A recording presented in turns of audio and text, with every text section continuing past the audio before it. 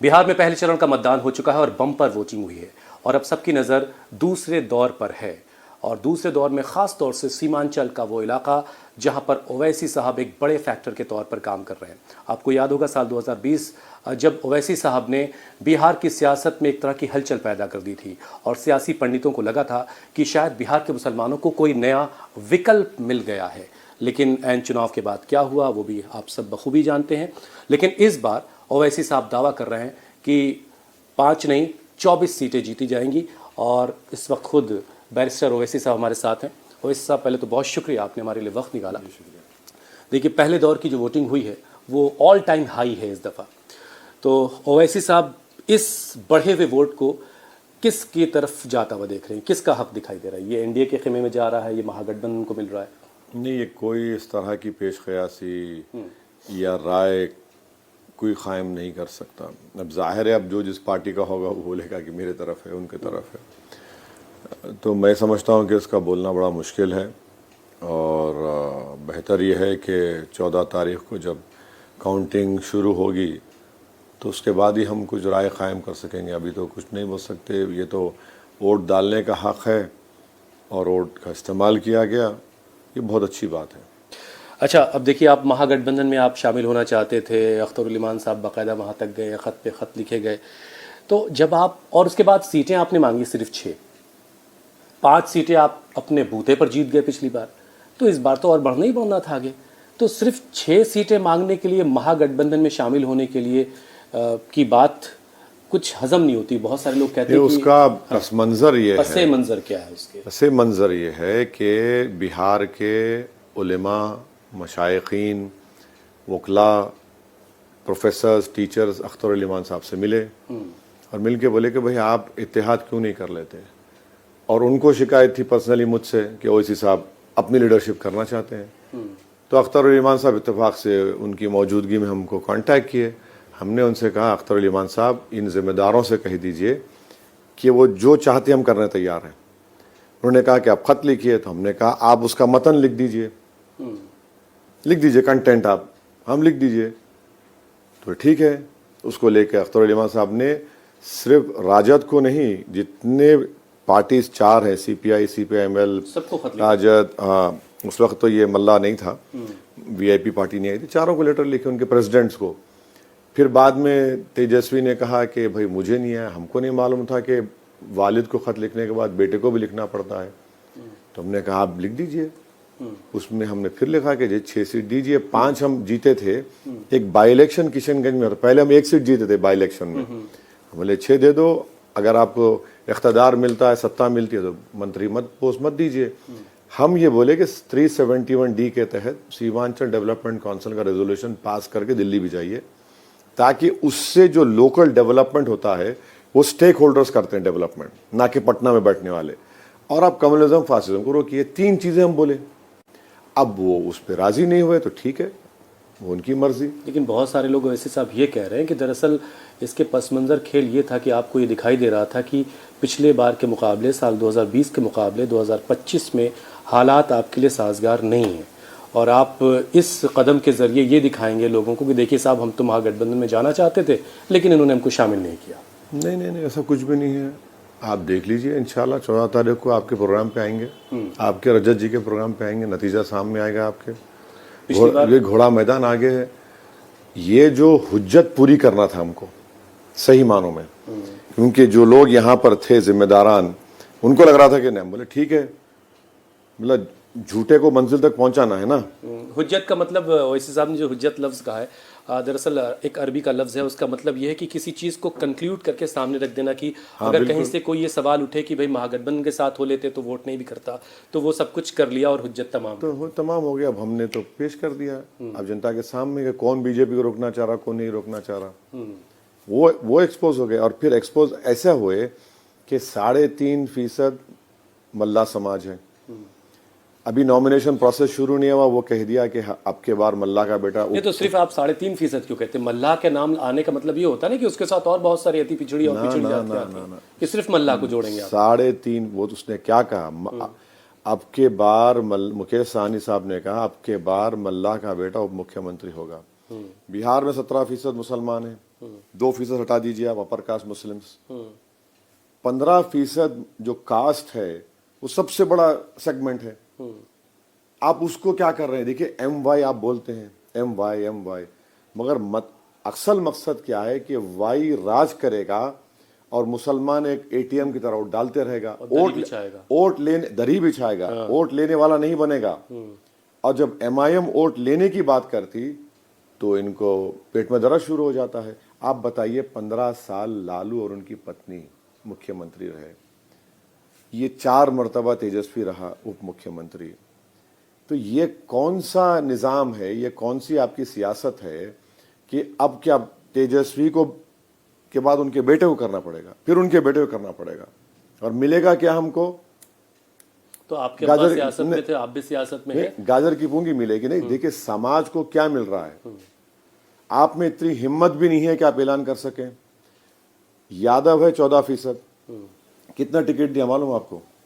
बिल्कुल मालूम है, कितना? लगभग 18 सीटें शायद दी नहीं, यादव है 14%। अच्छा, यादव को? हाँ, 36% टिकट दिया। 36%। और जो 17% है उनको अब लॉलीपॉप दे रहे हैं।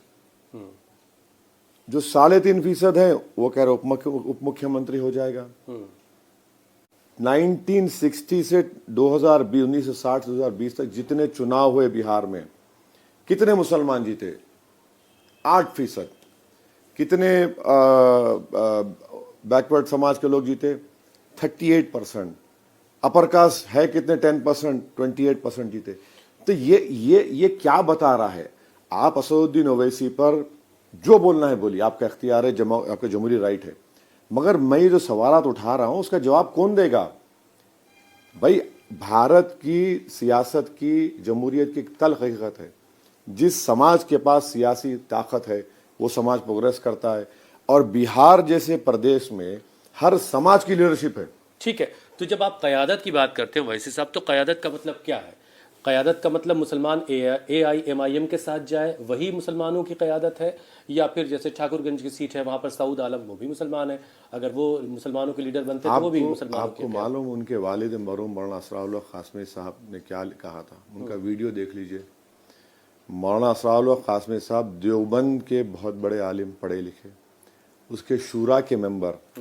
ट्रिपल तलाक का जब बिल आया पार्लियामेंट में, मौलाना मेरे साथ बैठे थे, मौलाना से पूछ रहे थे कि क्या क्या बोलना चाहिए। हम थोड़ा मौलाना से बात हुई, नहीं लॉ से नहीं बात हुई, भाई वो तो आलिम है ना, भाई ट्रिपल तलाक का तो हनफी फिक़्ह के तो माहिर हैं वो।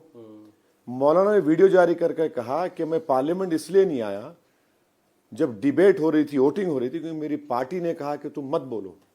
और उनके फर्जन है जनाब सऊद आलम साहब, और जनाब सऊद आलम साहब का ये है, मैं चैलेंज कर रहा हूं अपनी हर सभा में कि वो बगैर कागज देखे जिस जगह पर, जिस ब्लॉक में उनके इलेक्शन रैली हो रही है, 15 लोगों का नाम बगैर देखे बताएं। 15 लोगों का नाम नहीं ले पाएंगे जनाब सऊद आलम साहब, सऊद साहब। तो ये है लीडरशिप। देखिए बाबा साहब अम्बेडकर ने यही सवाल जैसा आप में से करें, बाबा साहब अम्बेडकर से कह रहे उनके तो दलितों की रिजर्वेशन है, आपने दिया, आप क्यों बोलते दलित लीडरशिप की? तो अम्बेडकर साहब ने कहा कि तुमको मालूम वो कब मुंह खोलते पार्लियामेंट में? तो सवाल करने वाले ने पूछा कब? जब उनको अंगड़ाई लेना है। तो ये हाल है इन लोगों का। क्या ये जाकर बोल सकते तेजस्वी को कि हमको उप मुख्यमंत्री बनाओ? इनकी मजाल नहीं है। चप्पल उतार के घर में जाना पड़ता है इन लोगों को, चप्पल उतार कर। ये इन लोगों की हैसियत है, ये डरी नहीं है तो डरते हैं, नजरें झुकाते हैं। तो आप अब नजरें उठाना लोगों को सिखा रहे हैं? नजरें उठाना नहीं, सवाल करना। अब आप देखिए आर्गुमेंट क्या है पूरा, सरकार बदलना है।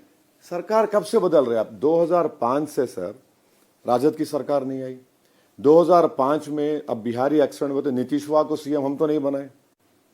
2005 से सरकार नहीं है। पहले आपने कहा कि सरकार बनाना है, फिर चाचा भतीजा आया, फिर अब बेटे को बोल रहे हैं सरकार बनाना है। भाई सरकार बनाना है तो फिर मुसलमान क्या सिर्फ डालते रहेगा? हम ये बोल रहे हैं कि सीमांचल को बनाना है। तेजस्वी कह रहे हैं एक तो ये कि हर घर के को एक सरकारी नौकरी देंगे। एक मिनट, एक करते हैं। अगर बिहार प्रदेश में इनके पार्लियामेंट्री मिनिस्टर ने, मैं जो कुछ कह रहा हूं आप चेक कर लीजिए, रिपोर्ट पेश की कि बिहार में 2 करोड़ 90 लाख घर हैं, राइट? अभी 30 लाख मुलाजिमीन हैं, एम्प्लॉयज हैं गवर्नमेंट के 30 लाख, तो 2 करोड़ 60 लाख पकड़ लीजिए। 2 करोड़ 60 लाख को 25,000 तो मिनिमम देना पड़ेगा, 8,50,000 करोड़। अब नीतीश कुमार एनडीए बोलता है हम 1 लाख नौकरी देंगे, 1 करोड़ नौकरी देंगे, 4.5 लाख करोड़। बिहार का कुल बजट कितना है? टोटल बजट 2 लाख करोड़ का, उसमें आपका जो रेवेन्यू है 50,000 करोड़ का है। अब इस 50,000 करोड़ में 125 यूनिट फ्री, कोई 200 यूनिट फ्री, और बहुत सारी माई बहन योजना। भाई साहब, उसके लिए आपको कम से कम 1 लाख करोड़ चाहिए उन वादों को पूरा करने के लिए। लेकिन मैं ये कहना चाह रहा था इसमें वैसे साहब कि एक तरफ तेजस्वी कह रहे हैं कि वो हर घर को सरकारी नौकरी देंगे। मुझे सुन तो लीजिए। ऐसा है ना कि एक बादशाह था और उसके पास एक गवैया आया और बेहतरीन गाना गाया। बादशाह सलामत इतना मुतासर, बोले इसको 10 जागीर दे दो। और अच्छा गाया, बोले कि इसको 20 जागीर दे दो। और अच्छा गाया, बोले इसको 100 अशरफी थैली दे दो। गाना वाना हो गया, वापस हो गया। वो बेचारा गया कि जो भी फाइनेंस मिनिस्टर गया, बोले भाई हुजूर आला ने ऐलान किया है, कुछ दे दीजिए। तो उसने बोला तू गा के दिल खुश किया, इन्होंने ऐलान करके खुश कर दिया। तो क्या महाराष्ट्र में लाड़की बहना का स्कीम का इम्प्लीमेंटेशन देख लीजिए क्या कर रहे हैं, कम करते जा रहे हैं, कम करते जा रहे हैं। अच्छा, बिजली आप जा रहे हैं ना, फिर पूछे लोगों से बिजली आती है क्या? 4-4 घंटे 5 घंटे की बिजली नहीं आती है। तो इस तरह के आप दिल फरेब वादे कर रहे हैं। एक तरफ तेजस्वी जो है वो सरकारी नौकरी की बात कर रहे हैं, एक तरफ प्रशांत किशोर ये कहते हैं कि ये आखिरी पीढ़ी है जिसने पलायन किया है, अब अगली पीढ़ी को पलायन नहीं करना पड़ेगा। और ओवैसी साहब जब लोगों के बीच होते हैं तो मुसलमानों की क़यादत की बात कर रहे होते हैं। आपकी तरफ से ऐसी कौन सी बड़ी बात कहेगी कि क्या एमयू के कैंपस यहाँ से ऑन हो जाएगा? सुनिए, आपको मालूम कितने लोगों का पलायन होता है बिहार में? करीब 1.5-2 करोड़। 70% तो इसी सीमांचल से होता है। मैं गाड़ी में फिर रहा हूं, फिरता था, फिरता रहूंगा। जब नमाज का वक्त होता है, मस्जिद में जाके निकलते हम, तो वहां पे 8 साल से 13 साल के बच्चे रहेंगे, 8-10, और बड़े बुजुर्ग रहेंगे, बुजुर्ग और खवातीन। आंखें तरस जाती है नौजवान बच्चों को देखने के लिए। आप बैसी जा रहे हैं ना, बैसी जा रहे हैं, बैसी में जाकर पूछे कि ओवैसी ने कहा कि यहाँ पर हिंदू त्यौहार से पहले और मुस्लिम त्यौहार से पहले लोग आकर मुसलमानों को, हिंदुओं को एडवांस पेमेंट देते हैं, जाके वोट करो। नहीं, एडवांस पेमेंट देते हैं कि तुम्हारी दिवाली मना लो, तुम अपनी ईद मना लो, हमारी बस आई है, तुमको पंजाब और दिल्ली चलना है कंस्ट्रक्शन साइट्स पर। बंधुआ मजदूरी हो रही है। सुप्रीम कोर्ट का एक केस है, बचपन बचाओ। उस इलाके में छोटे बच्चों का ऑर्गन सेलिंग हो रहा है, ऑर्गन सेलिंग। तो ठीक है, आप 24 सीटों के साथ, आपने 24 का दावा किया है, आप 24 सीटों के साथ कैसे बिहार बदलेंगे? अरे मधु कोड़ा 1 सीट पे बन गया सीएम, क्या बात कर रहे हैं आप? पॉलिटिकल स्टूडेंट आप भी हैं। तो फिर आप 24 सीटें आ गई तो आप नीतीश के साथ जाना पसंद करेंगे कि तेजस्वी के साथ? देखिए, 14 तारीख के दिन जो रिजल्ट आएगा उसके ऊपर सबको फैसला लेना पड़ेगा। मगर हमारा मानना ये है कि अब की बार इंशाल्लाह लड़ाई उप मुख्यमंत्री की नहीं है मुसलमानों के लिए। वो कॉन्स्टिट्यूशनल पोस्ट ही नहीं है, वो लड़ाई मुख्यमंत्री की पोस्ट की है। कौन बन रहा मुख्यमंत्री? मुख्यमंत्री हम बना सकते हैं, हमारा अलायंस, हम लोग जो जीडी अलायंस बनाए हैं। कोई नाम तय किया आपने? तो देखेंगे, भी तो कर लेंगे। लड़ाई मुख्यमंत्री की है, क्यों नहीं करेंगे? आप लोगों को सुनने लगा क्या बोल रहा है, ये पॉसिबल है। और सीमांचल से इंसाफ उसी वक्त होगा जब यहाँ का बेटा या बेटी पटना की कुर्सी पर बैठेगी। इनको पता ही नहीं चलता ये इंसान रहते हैं यहाँ पे। अख्तरुल इमान साहब बिहार के मुख्यमंत्री बनेंगे? मुझे तो खबर मिल रही है कि अमौर में थोड़ी मुश्किल हो रही है उनको। ना, कोई मुश्किल नहीं है। ये सब देखिए, लोग अपने अपने राय से बोलते हैं, हम जा रहे हैं, देख रहे हैं, इंशाअल्लाह ताला जरूर कामयाब होंगे अमूर की जनता के दुआ से और अल्लाह के फजल करम से इंशाअल्लाह। पिछली बार आप 20 लड़े 5 जीते। 19 लड़े 5 जीते। 19 सुनिए, आप सुनिए, 19 लड़े 5 जीते। इस बार 29 लड़े कितनी जीत रहे हैं? अब हर पॉलिटिकल पार्टी बोलेगी हम तो पूरे जीत जाएंगे, तो मैं भी कह सकता हूँ हमारी कोशिश है ज्यादा से ज्यादा जीतने की। देखिए इंशाल्लाह अगर अवाम अल्लाह ने चाहा तो अच्छा रिजल्ट आएगा। बहुत सारे सीमांचल के इलाकों में हुआ है ओवैसी साहब, बहुत सारे मुसलमानों का ये कहना है कि ओवैसी साहब आए हैं तो उनकी वजह से हिंदू मुसलमान हो रहा है, बंटवारा हो रहा है। क्या हो रहा है? हम 2015 से आ रहे हैं, कोई बता दे हमारे कोई भाषण पे कुछ गड़बड़ हुई? यही तो हम बोलते हैं ना कि बकवास बोलने वालों को कभी प्रूफ तो देना चाहिए। 2015 से मैं आ रहा हूं, ये तीसरा चुनाव लड़ रहा हूं। बीच में 2 लोकसभा चुनाव के लिए भी हम कैंपेन करने आए। इलेक्शन कमीशन खामोश बैठता है क्या? कौन सा फसाद हुआ बताइए? फसाद कहां पे हम बता रहे हैं आपको? दिलों में कह रहे हैं, दूरियां बढ़ अरे रही हैं। छोड़िए ना दिलों में। 1960 से 2020 तक हम चुनाव कब लड़े भाई? 20 में लड़े ना। 6 सीट पे लड़े थे, एक डिपॉजिट बचा पाए, बाकी पूरे डिपॉजिट हार गए। तो 1960 से 2020 तक सिर्फ 7% मुसलमान कैसे जीते? हमारा जिन्नात तो न्याय होंगे। समझिए, ये परेशानी ये है कि ये इतने गुरूर और तकब्बुर में डूबे हुए हैं, इनकी गर्दनें इतनी मोटी हो चुकी हैं कि इनको नहीं लगता कि कोई उनसे सवाल करे, और हम लोगों को सिखाते सवाल करो।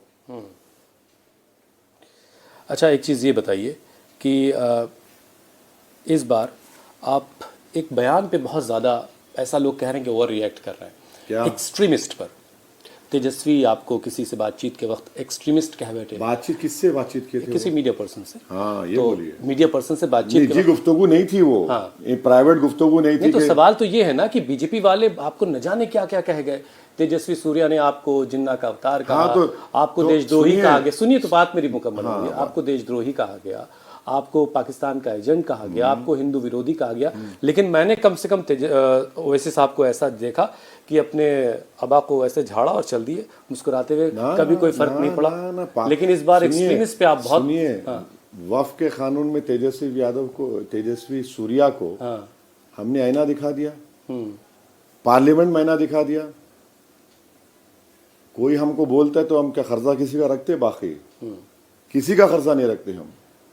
सबको जवाब दिए हैं, सबको जवाब दिए हैं। तो इस ये वाला मौका शायद ज्यादा सियासी था। नहीं, सियासी नहीं है। देखिए, आपसे सवाल हुआ, एक सीनियर जर्नलिस्ट मोहतरमा ने सवाल किया, आप बोलते एक्सट्रीमिस्ट। इसका बैकग्राउंड समझिए प्लीज। मैं 19 आप एक्सट्रीमिस्ट को टेररिस्ट सुन तो लीजिए। अगर आप 1990 से प्री बाबरी मस्जिद एंड पोस्ट बाबरी डेमोलिशन से, गुजरात राइट से लेकर, मुजफ्फरनगर राइट से लेकर, दिल्ली के राइट्स को लेकर आप 2025 तक आ जाइए, ऐसे सैकड़ों नौजवानों की जिंदगियों को बर्बाद कर दिएगा जेल में डालकर, यही लफ्ज इस्तेमाल करके। ये कोई कैजुअल स्टेटमेंट नहीं था। ठीक है, अब आप ये इसको आप देखिए पर्सपेक्टिव में, ये कैजुअल स्टेटमेंट नहीं था।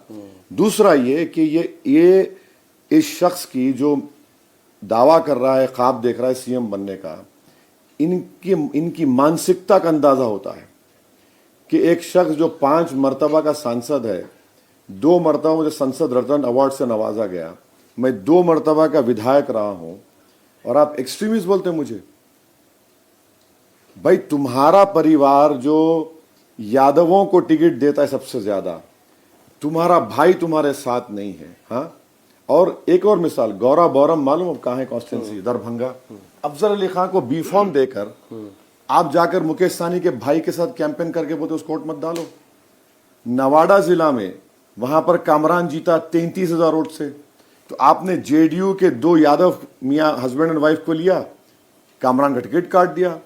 अब आप नरकटियागंज चले आइए, यहाँ अब सीमांचल में ना, नरकटियागंज में दीपक यादव है। दीपक यादव का गूगल करिए, विश्व हिंदू परिषद का, क्या तस्वीर निकलेगी? तलवार बांट रहा है। और लोग हम पे इल्जाम लगा रहे, हिंदू मुस्लिम। मैं सीमांचल की बात कर रहा हूं, सीमांचल में सब मजहब के लोग रहते हैं। तेजस्वी दे रहे हैं टिकट किसको? जिसके पास तलवार है, जो तलवार बांट रहा है। और तलवार किस लिए बांट रहा है? आप जिसको टिकट दे रहे हैं वो आंखें निकाल लेने की बात कह रहा है। कौन आंखें निकालने? तौसीफ साहब। देखिए, ये जो होता है ना, फिगर ऑफ उंगली काट देना, और देखिए ये फिगर और आप बैठे हैं, आपके सामने हो रहा है। फिगर ऑफ स्पीच है ये। अच्छा, ये कोई करने के लिए नहीं, फिगर ऑफ स्पीच है ये। खुदा ना खास्ता क्यों करेंगे ऐसा? हम बिलीव नहीं करते, मगर आप एक्सट्रीमिस्ट बोल रहे हैं। उन जानते भी हैं कितने लोगों की जिंदगी बर्बाद हो गई। अच्छा, एक एक्सट्रीमिस्ट की मिसाल आपको देता हूं। सीवान, 22 सितंबर 2022, वहां पर एक 70 साल के बूढ़े को और एक छोटे बच्चों को गिरफ्तार कर लिया गया। 2 दिन उसकी मां पुलिस स्टेशन के बाहर खड़े रही कि मेरा बच्चा 8 साल का बर्थ सर्टिफिकेट है। 2 दिन पुलिस स्टेशन में रहा, 4 दिन प्रॉपर बड़ी लोगों की जेल में रहा, जुवेनाइल जस्टिस एक्ट अप्लाई नहीं हुआ। ये उप मुख्यमंत्री था भाई तेजस्वी, आप उप मुख्यमंत्री रहकर उसको मदद नहीं करे आप। उसकी मां 2 दिन पुलिस स्टेशन, अख्तर अली मान गए। कौन सी बात कर रहे हैं? आपके आपके अफसाने जो आपके जो गलतियां हैं उसकी लंबी फहरिस्त है। भागलपुर का राइट्स पूछो, बोलिए। भागलपुर राइट्स में 1989 29 अक्टूबर को भागलपुर का राइट हुआ। 1000 लोगों की लाशें पड़ी हुई थी, दफना नहीं सके, कफन नहीं दे सके, नमाज जनाजा नहीं, उस पर फूल गोभी उग गई। उसमें बहुत बड़ा आरोपी था कामेश्वर यादव। आपने अवार्ड दिया, तेजस्वी यादव की वालदा ने अवार्ड दिया उसको। किसका अवार्ड दिया मालूम आपको? कम्युनल हारमोनी का। तो अब आप हमको सिखा रहे हैं। और ये मत समझिए कि हम सब पढ़ लिख के नहीं आते, सब जानते हैं। तुम्हारे वालिद से लेके अब तक जो हम जानते हैं क्या क्या हुआ जानते हैं। अच्छा, बहुत सारे जो मुसलमान आपको बहुत पसंद भी करते हैं और वो कहते हैं कि दिल में तो आते हैं आप और समझ में नहीं आते, बस थोड़ा सा मसला ये है। वो उस तरीके से आपकी इस एक पर्सनल सवाल करूं? हाँ, बिल्कुल बिल्कुल। बीवी के दिल में अगर शौहर आ जाए तो मामला खत्म है ना भाई। तो यहाँ शौहर बीवी वाला मामला है। मैं बता भाई, दिल ही है ना, दिल ही तो है। जब कोई दिल में आ जाए तो मामला खत्म। दिमाग में आ जाए तो कैलकुलेशन करता, प्लस माइनस, नुकसान फायदा।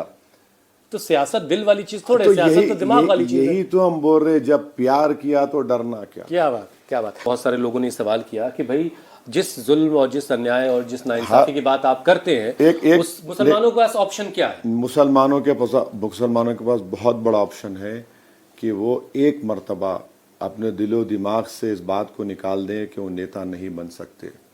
जब आपको मन से ये बताना पड़ता है कि आप एक भारतीय हैं, आपने बहरीन और कुवैत और कहां देखिए, वो गुफ्तगू ना वो गुफ्तगू अलग है। वो गुफ्तगू पाकिस्तान के खिलाफ, उनके आतंकवाद के खिलाफ, पहलगाम में जो दिलसोज और तकलीफ दे वाक़या हुआ कि मजहब पूछ कर सर पर गोलियां मारी गई एक नई दुल्हन के सामने, उनके फैमिली अलग है। वो तो मुल्क के लिए था।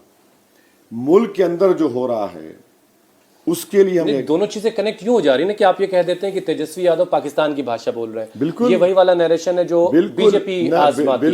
बिल्कुल, क्योंकि जब पहलगाम हुआ था और हमने भारत की सालिमियत पर जब हमला हुआ तो हमने भारत के लिए बोला, किसी प्राइम मिनिस्टर के लिए नहीं बोला। ये सब हम लोग कुछ नहीं है, मुल्क बड़ा है, मुल्क बड़ा है। तो पाकिस्तान के जो लोग थे ट्विटर पर बोल रहे कि ये देखो शेरवानी तो एक्सट्रीमिस्ट है ये। तो फिर आप में और उनमें क्या फर्क रहा? हम ये बोले, बिल्कुल बोले। उसको टीवी चैनल्स ने तक चलाया।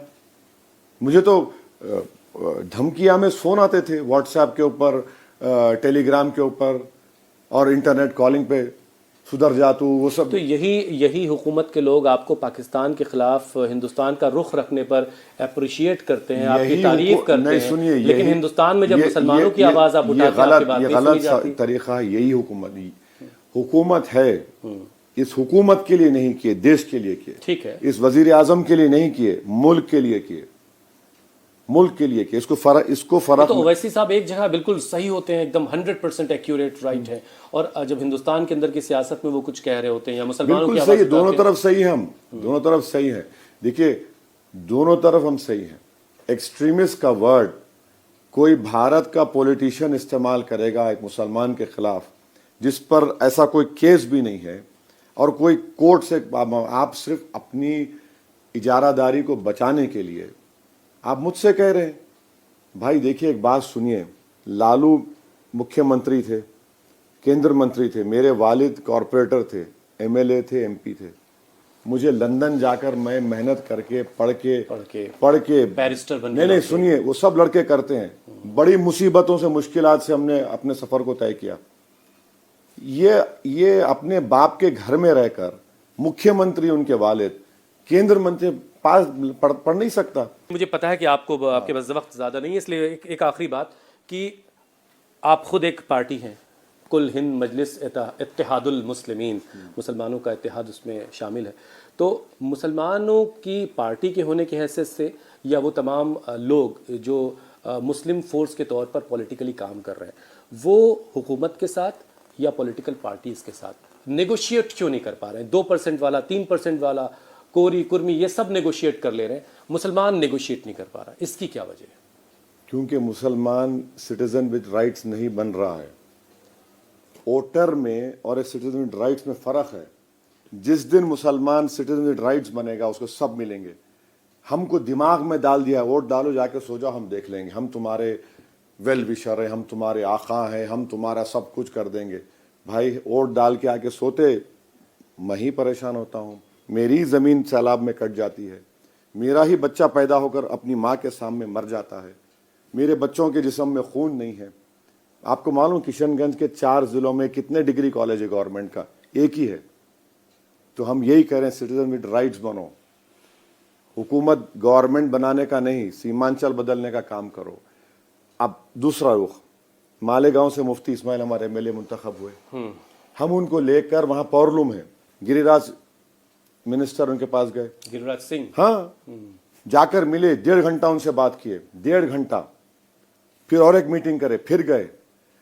सब लोगों ने क्या कहा, देखो जाके मिल लिए।